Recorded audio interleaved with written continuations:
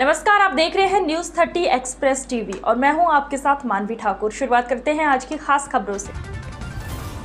झांसी के मऊरानीपुर में एक विधवा महिला के बेटे को जान से मारने की धमकी देकर देवर ने उसे अपनी हवस का शिकार बना डाला और शिकायत करने पर बेटे को जान से मारने की धमकी दी। इसके बावजूद जब पीड़िता ने घटना परिजनों को बताई तो पीड़िता के बड़े बेटे को अपने कब्जे में रखकर मारने की धमकी दी। पीड़िता ने मऊरानीपुर कोतवाली पुलिस से आरोपियों के खिलाफ कार्रवाई कर अपने बेटे को बचाए जाने की गुहार लगाई। जानकारी के अनुसार मऊरानीपुर कोतवाली क्षेत्र के अंतर्गत रहने वाली पीड़िता ने मऊरानीपुर कोतवाली प्रभारी को दिए प्रार्थना पत्र में बताया कि उसके पति का देहांत 1 वर्ष पूर्व हो चुका था तथा उसके पति के बाद उसका देवर उस पर गलत निगाह रखने लगा। जब पीड़िता द्वारा इसका विरोध किया गया तो उसके देवर द्वारा उसके बेटे को जान से मारने की धमकी देकर उसके साथ जबरन शारीरिक संबंध बनाते हुए उसे अपनी हवस का शिकार बनाया। इसके बाद उसके साथ हर रोज अप्राकृतिक संबंध बनाते हुए तमाम तरह की प्रताड़ना दी।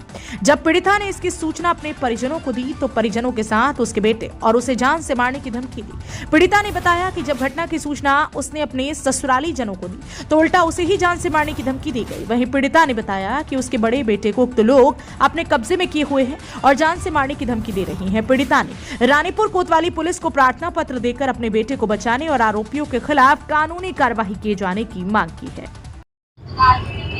आप किस मामले की शिकायत लेके आज थाने आई हैं? क्या मामला, क्या घटना घटी थी आपके? मेरे पति की 1 साल पहले मौत हो चुकी है जी।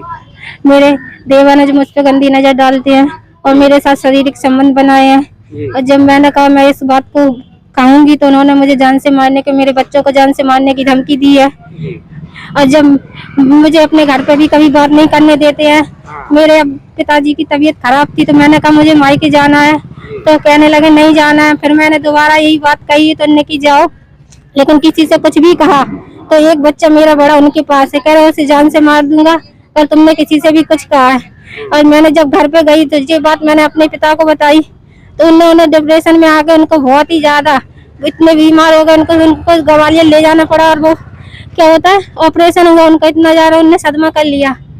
और ये फिर मेरे घर गए तो जब मैं ग्वालियर में मेरे पिताजी का ऑपरेशन हो रहा था फिर मेरे घर गए, मेरे बच्चे को उठा लाया, अपहरण किया इन्होंने पप्पू राइन ने और मेरे घर में मेरी अम्मी, कोई नहीं था, सिर्फ मेरी भाभी और मेरी अम्मी थी।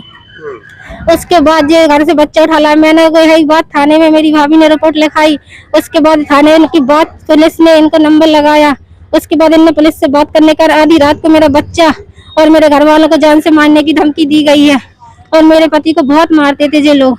बस सिर्फ मेरा पति दारू पीता था, इस वजह से जो बहुत मारते था। हक की बात कहता था तो कहते कुछ नहीं है तुम्हारे हक में, जाओ दारू पियो और तुम्हें मुझे कुछ नहीं देते, तो जब देखो तब मारते ही रहते मुझे और मेरे पति को इतना मारते थे कि बहुत ही ज्यादा। कब से ये आपका उत्पीड़न कर रहे हैं? कितना समय हो गया है आपको? मेरे पति को 1 साल हो चुकी है।